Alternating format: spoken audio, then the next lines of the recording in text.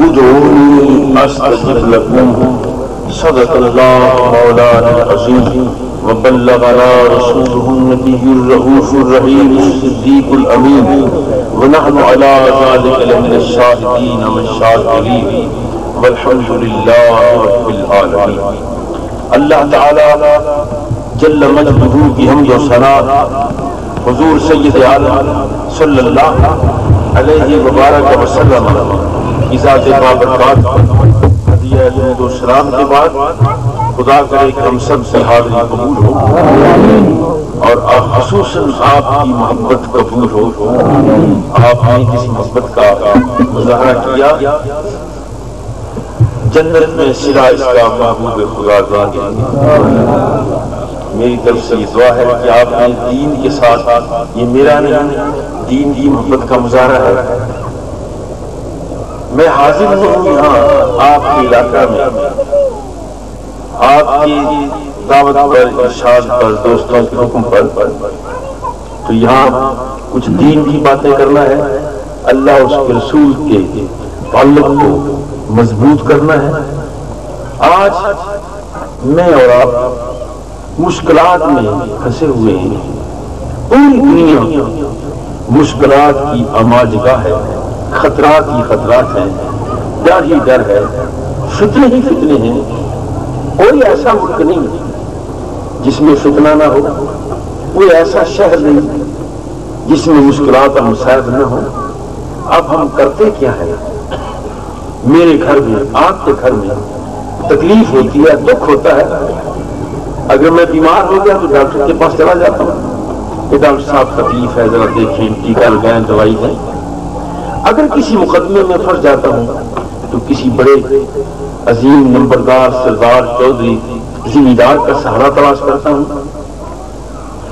یہ ہے میرا زندگی گزارنے کا طریقہ. دکھوں میں پھنس جاؤں تو دو ہی راستے میرے پاس ہیں. اگر بیماری جسم کی بیماری ہے تو ڈاکٹر ہے. اگر دوسرے تیسرے مسائل ہیں تو دوسرے عہدیدار لوگ ہیں. کیا کبھی میں نے یہ سوچا کہ صرف دو ہی راستے ہیں کہ میں اپنی زندگی کو امن کے ساتھ گزاروں یا کوئی اور بھی ہے؟ بس یہی ہے. اس افتتاحیہ بات میں پہلی محفل میں یہی عرض کرنا ہے کہ یہی دو راستے نہیں ہیں, اور بھی ایک راستہ ہے. یہ تصور کرنا کہ میرے علاج کے لیے صرف ڈاکٹر ہے. یہ تصور کرنا کہ میں مصیبت میں پھنس جاؤں تو کوئی بڑا افسر عہدیدار ملک کا سربراہ میرا ہمنوا ہو جائے تو مصیبت سے نکل سکتا ہوں. یہ نہیں, یہ دو باتیں نہیں. مجھے تیسری بات سوچنا ہے جس کے لیے یہ عرض کروں. یہ سارے اسباب ہیں.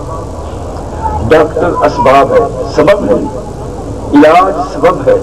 ٹیکہ سبب ہے. گولی سبب ہے. ایس پی سبب ہے. ڈی سی سبب ہے. اے ڈی سی سبب ہے. مشرف سبب ہے. صفدر سبب ہے. یہ سارے مشکلات کے سبب تو ہیں. ان کے ذریعہ سے میں چاہتا ہوں کہ مشکلات پر حل پالوں. مگر کبھی میں نے یہ سوچا یہ سبب تو ہیں مگر اسباب کو پیدا کون کرتا ہے؟ یہ کبھی نہیں سوچا. یہ بات اسباب کو پیدا کون کرتا ہے؟ یہ کہاں گارنٹی ہے کہ ٹیکہ مجھے شفا دے دے گا؟ یہ کہاں گارنٹی ہے کہ گولی کھا لوں تو میں بچ جاؤں گا؟ یہ کہاں گارنٹی ہے کہ دنیا کا ایک بہت بڑا عہدیدار افسر میری حمایت کرے کہ میں نجات حاصل کر لوں گا؟ کوئی بات نہیں. مجھے دیکھنا یہ ہے بیٹے کہ ان اسباب کا خالق کون ہے, ان اسباب کا مالک کون ہے, سبب پیدا کون کرتا ہے. یہ تو میرے ذہن میں آ گیا کہ کوٹا کے سینٹر میں میری دکان ہے اور بڑا بازار چل رہا ہے. شام کو 50,000 لاکھ 2 لاکھ کی انکم آمدن ہو جاتی ہے, سیل ہو جاتی ہے. اس میں مجھے 5,000 بچ جاتے ہیں.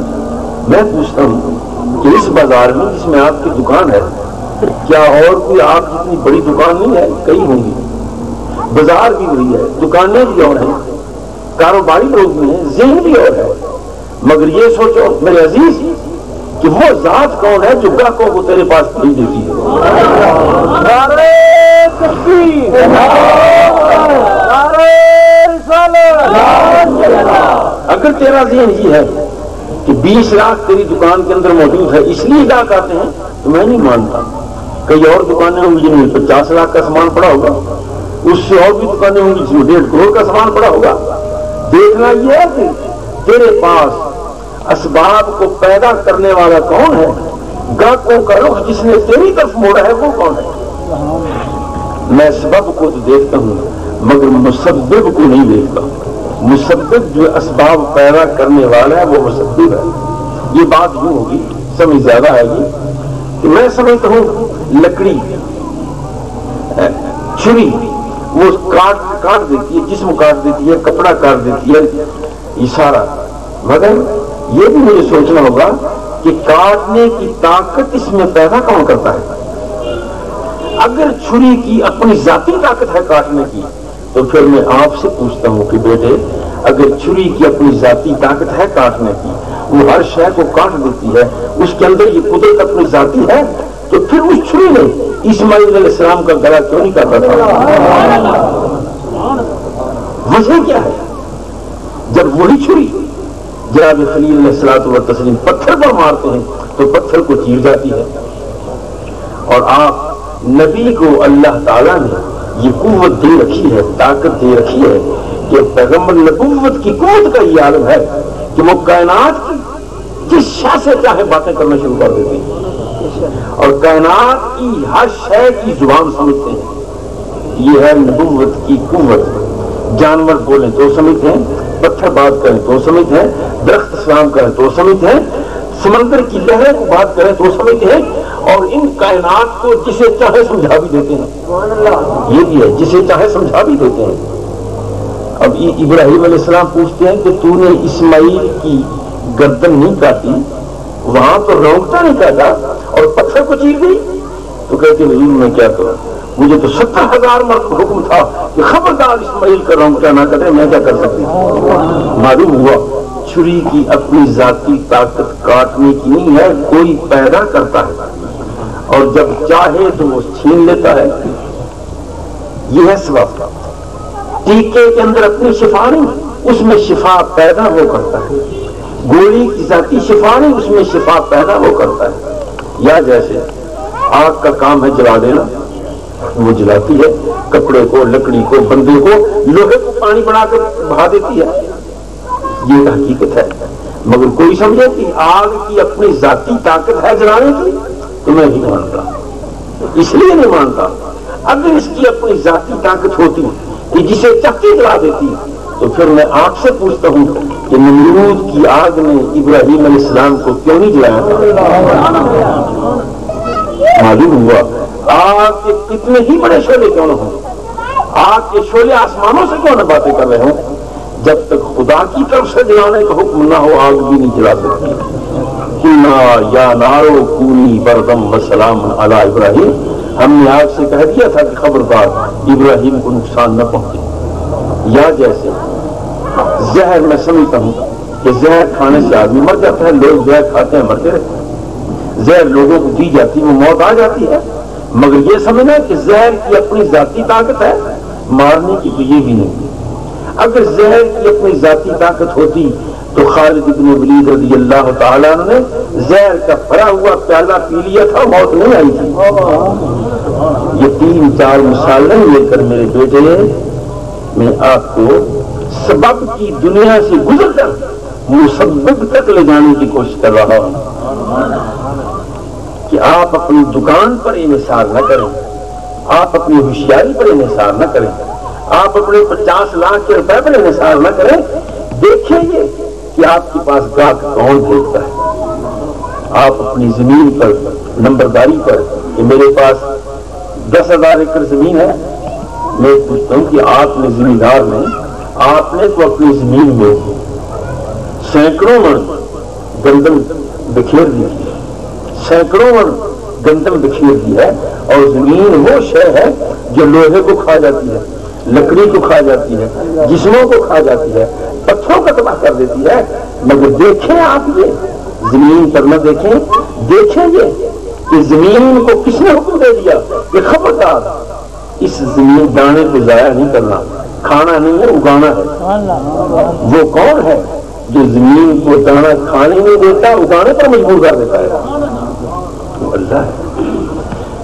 اب ایک راستہ جو بتانا چاہتا ہوں، مشکلات کا حل میرے اور آپ کے ساتھ ہیں۔ یہ ساری باتیں سبب سے گزر کر مجھے مسبب تک جانا ہوگا۔ میں افسروں کا سہارا تلاش کرتا ہوں، ذمہ دار کا سہارا تلاش کرتا ہوں، ڈاکٹر کا سہارا تلاش کرتا ہوں، اپنے کسی ساتھی کا سہارا تلاش کرتا ہوں۔ مجھے یہ دیکھنا ہے کہ یہ سہاروں کو پیدا کرنے والا کون ہے؟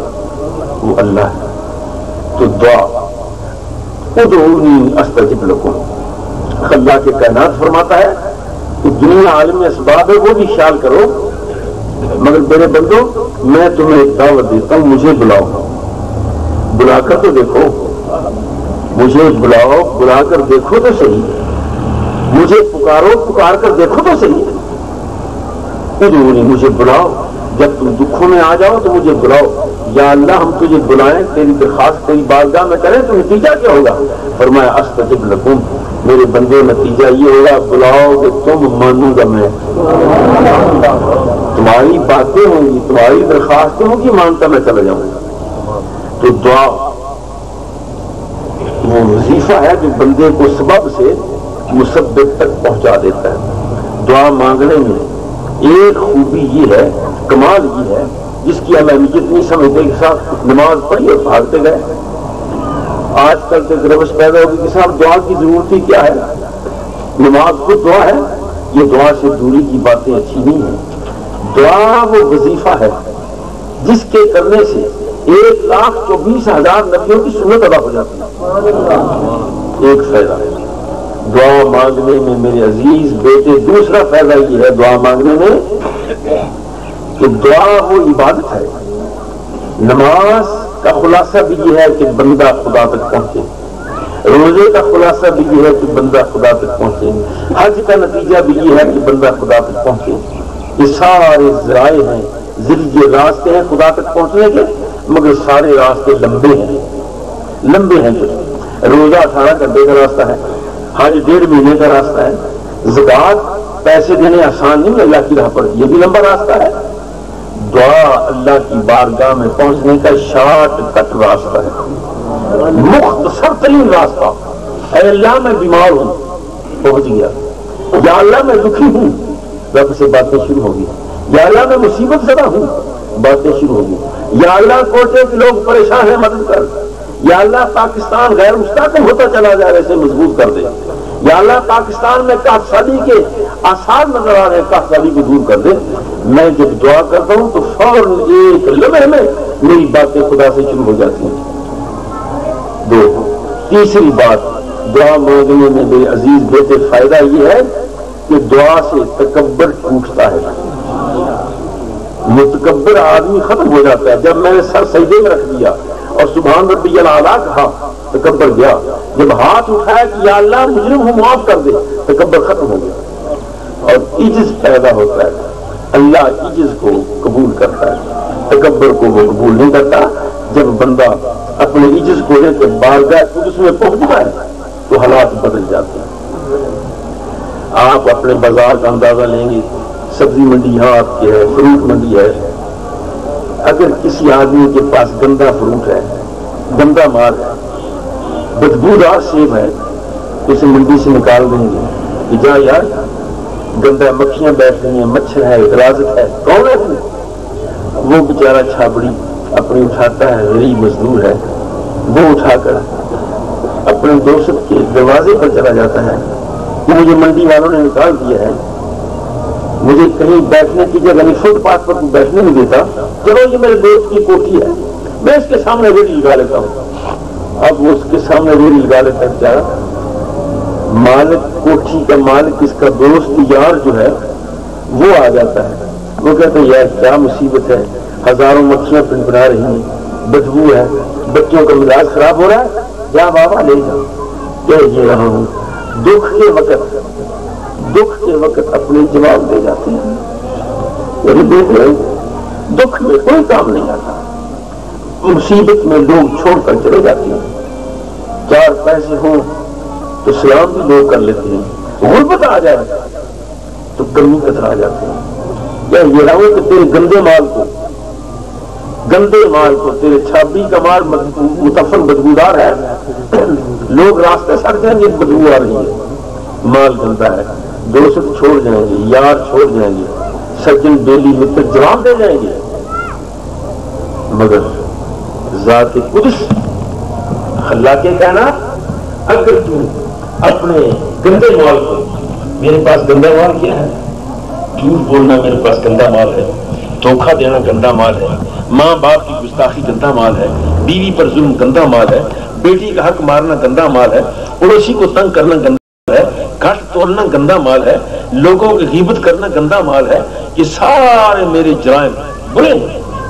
جب یہ گندا مال میں لے کر قدس میں بارگاہ قدس میں پہنچتا ہوں، قدس کی منڈی میں جاتا ہوں، تہجد کے وقت آپ اپنا سارا مال اکٹھا کریں، میں اکٹھا کروں، اور تہجد کے وقت قدس کی منڈی میں پہنچ جائیں، میں جاگتا ہوں، آپ جاگتے ہیں، اور آپ کے رب کی بارگاہ ہے، اس وقت آپ اپنے سارے گندے مال کو اللہ کے حضور پیش کریں گے۔ اے خلاق کائنات، ساری زندگی میں جتنے گناہ تھے وہ میں اکٹھے کر کے تیری بارگاہ میں لے آیا ہوں۔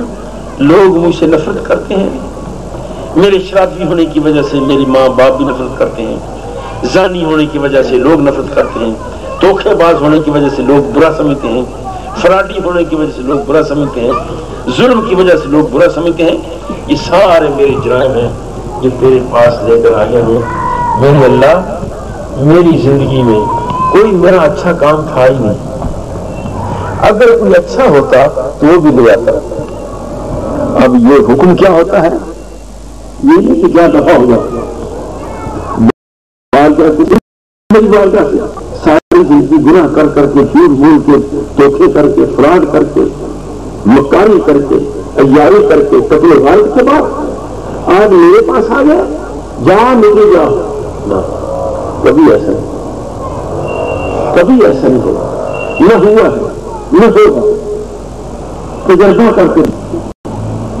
کر کے دیکھیں، جب آپ کے گھر کے بچے سو رہے ہیں، کرتے پہ سناٹا تاری ہے، آپ کڑھائی میں اپنے بلال کی بارگاہ میں بیٹھے، نماز پڑھیں 2 رکعت 4 رکعت، پھر گناہوں کی معافی مانگے اور کہیں کہ یا اللہ یہ سارا گندا مال لے کر آگے ہوں، میرے اللہ میرے پاس کوئی اچھا مال نہیں تھا، کوئی اچھا مال نہیں تھا، کچھ نہیں کر سکا۔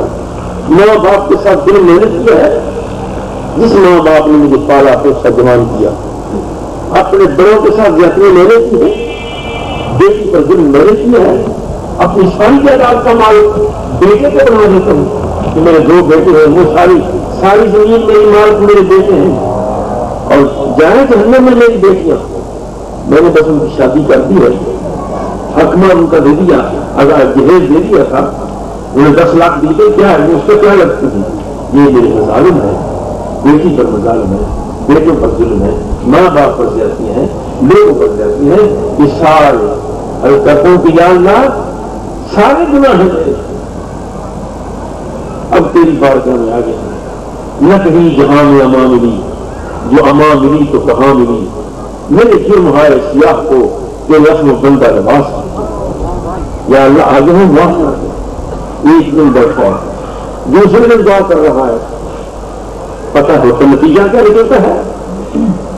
اس ایک دن کسائی کی قیمت پڑ جاتی ہے، گندے مال کو کوئی خریدتا نہیں، مگر یہاں اس کی گولی لگ گئی ہے، اس کے گندے مال کی قیمت پڑ گئی ہے۔ اب یہ ذکر کروں کہ یہاں قیمت گندے مال کی کیوں پڑ رہی ہے؟ بارگاہ قدس میں مال تو میرا سارا گندا ہے، آپ اپنے گندے مال کو اچھی طرح سمجھ رہے ہیں اور میں اپنے گندے مال کو اچھی طرح سمجھ رہا ہوں۔ آپ بھی اپنے گندے مال کو جمع کریں، میں نے بھی جمع کیا ہوگا۔ اب کبھی قیمت کیوں پڑ رہی ہے؟ سب سے پہلے سیب کی اچھی پیٹی، آم کی اچھی پیٹی منڈی میں آ گئی، ساری منڈی میں کہیں اور سیب نہیں، کہیں اور آم نہیں، آپ کی اس پیٹی کی قیمت 100 بھی پڑ سکتی ہے، 500 بھی پڑ سکتی ہے۔ کیوں؟ اس لیے کہ کہیں اور منڈی میں یہ جنس نہیں تھا،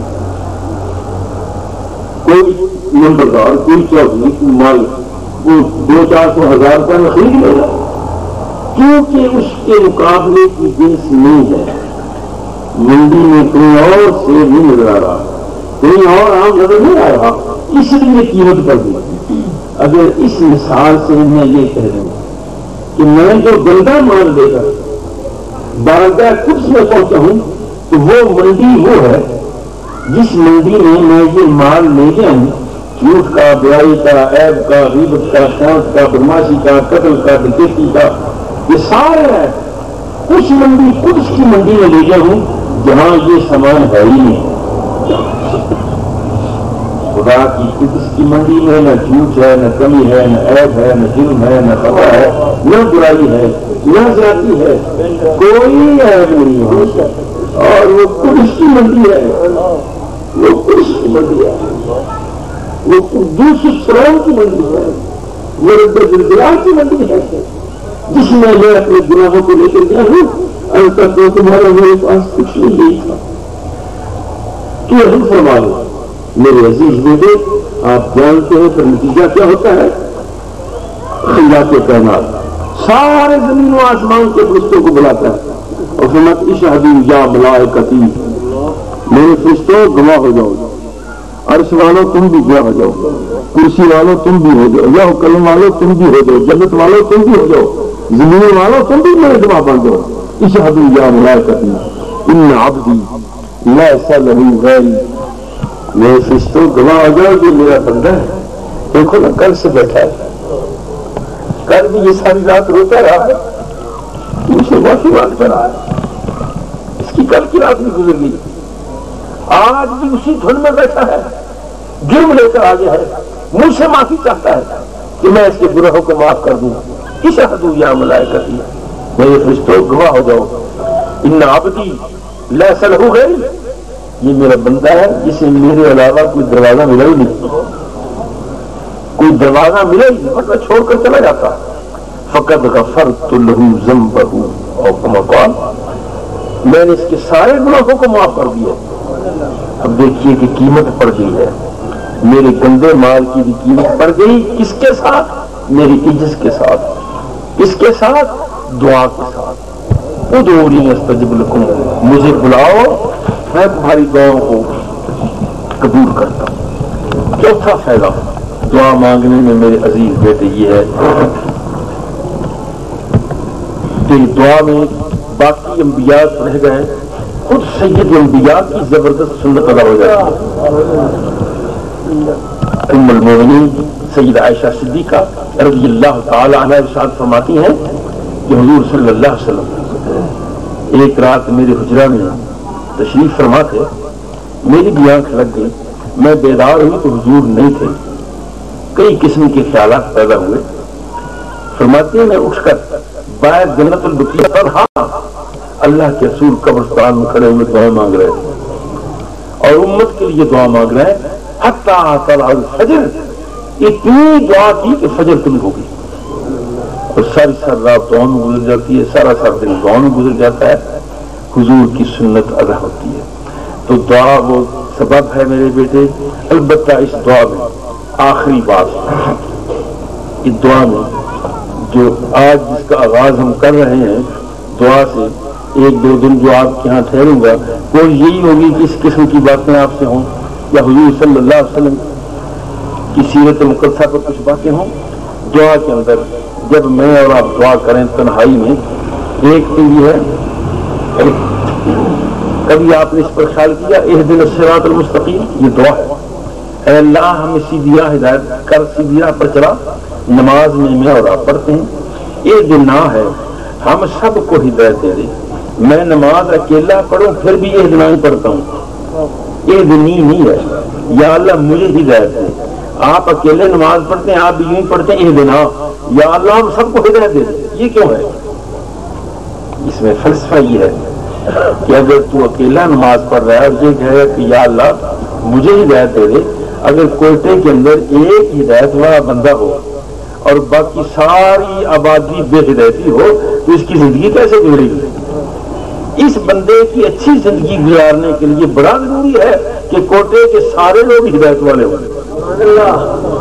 بستی کے سارے لوگ ہدایت والے ہوں، شہر کے سارے لوگ ہدایت والے ہوں، تاکہ اس اکیلا جو ہے بیچارہ یہ مصیبت میں نہ پھنس جائے. دعا کر تاکہ ساری کائنات کے اندر ہدایت پھیلے اور تیری زندگی ہدایت کی گزرے. ایک بات. دوسری بات اہدنا میں یہ بھی سمجھاتی ہے اے اللہ ہمیں ہدایت دے دے. میں تو مجرم ہوں، گناہ گار ہوں، اور تو میری دعا قبول نہ ہو. جب میں کہوں گا اہدنا یا اللہ یہ کوٹے والوں کو بھی میں اپنے ساتھ بلا رہا ہوں، تو پتہ نہیں آپ میں کتنے اللہ والے ہوں گے کہ آپ کا صدقہ میری بھی دعا قبول ہو جائے. تو دعا میں ایک اہدنا جمع میں یہ ہے کہ ہم سارے ایک دوسرے کے لیے، آپ چاہتے ہیں کہ آپ کی دعا قبول ہو تو اس کا فارمولہ ایک میں آپ کو بتا دیتا ہوں کہ آپ میرے لیے دعا کریں. میں گھر بیٹھا ہوں، مجھے پتا نہیں، اللہ تعالیٰ رحم فرماتے ہیں کہ یہ اس اپنے بھائی کے لیے دعا کر رہا ہے، فرشتوں میں نے اس کی دعاؤں کو قبول کر لیا.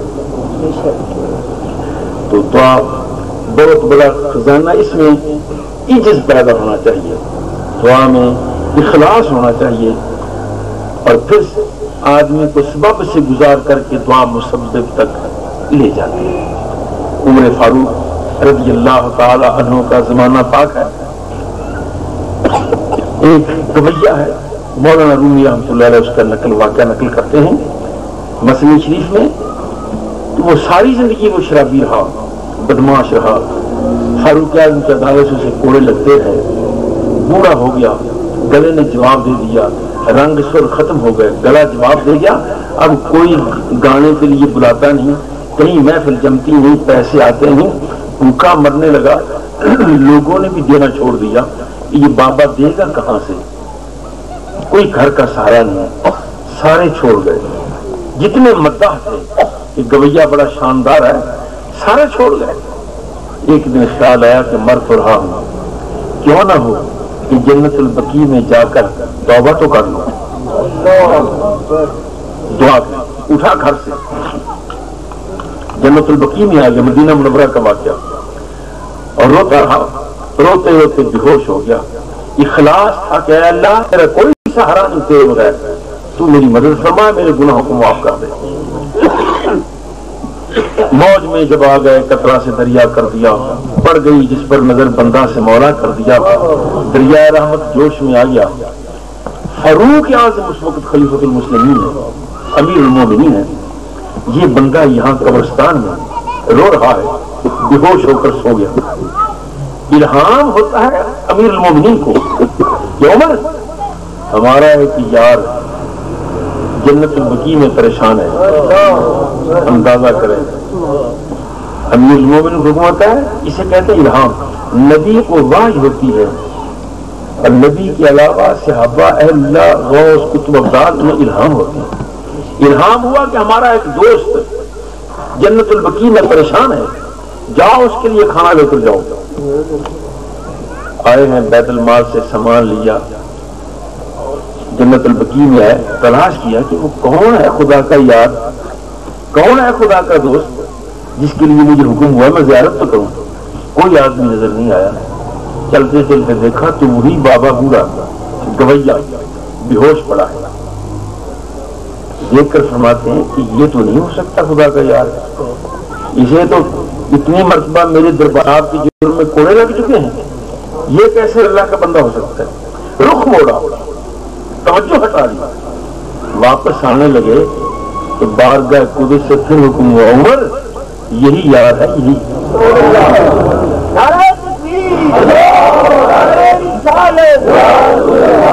یہی دوست ہے، یہی دوست ہے. قربان جو میرے اللہ، یہ تو ساری زندگی شراب میں گزری، ساری زندگی کوڑے کھاتے گزری.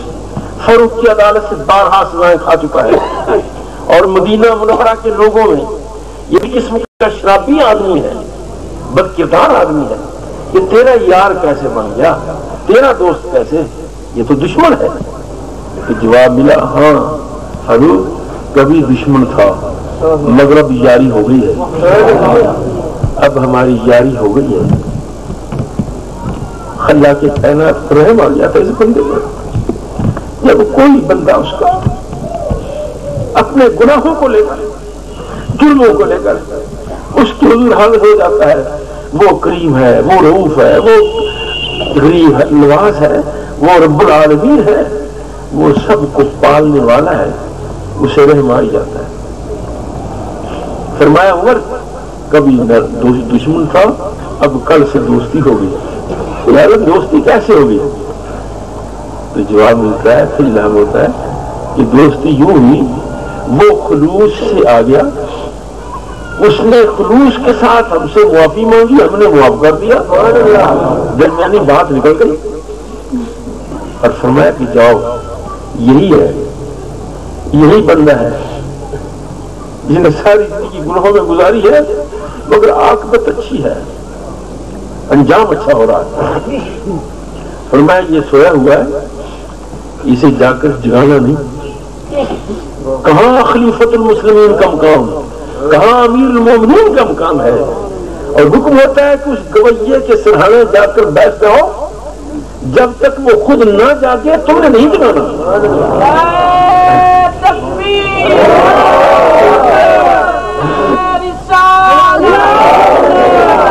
کہیں میرے یار کی نیند نہ خراب ہو جائے، کہیں میرے دوست کی نیند نہ خراب ہو جائے نا۔ بیٹھے ہیں فاروق اعظم، بیٹھے ہیں، بابا بے ہوش پڑا ہے، آنکھ کھلی تو دیکھا امیر المومنین بیٹھے سرہانے، تو فوراً امیر المومنین سے کہتا ہے کہ امیر خلیفۃ المسلمین اب مجھے یہاں بھی مارنے آ گئے ہو؟ بھاگا، دوڑا، خلیفہ فرماتے ہیں کہ نہیں، مارنے نہیں آیا، تجھے پیغام دینے آیا ہوں کہ تیرے رب نے تیرے سارے گناہوں کو معاف کر دیا۔ یہ آگے دوڑ رہا ہے، خلیفۃ المسلمین پیچھے جا رہے ہیں۔ بات یہ کہہ رہا تھا بیٹے، دعا کی بات آپ کو بتا دی آج کے درس میں۔ یہ سبب کا ذکر تھا کہ دعا سبب سے مسبب تک لے جاتی ہے۔ خدا ذوالجلال میری آپ کی حاضری کو قبول فرمایا، اور جن دوستوں نے، یہ حزب الفریق کے کارکنوں نے، احباب نے اس محبت کا مظاہرہ کیا ہے، یہ محبت ہم سب کے لیے قیامت کے دن نجات کا سامان ثابت ہو۔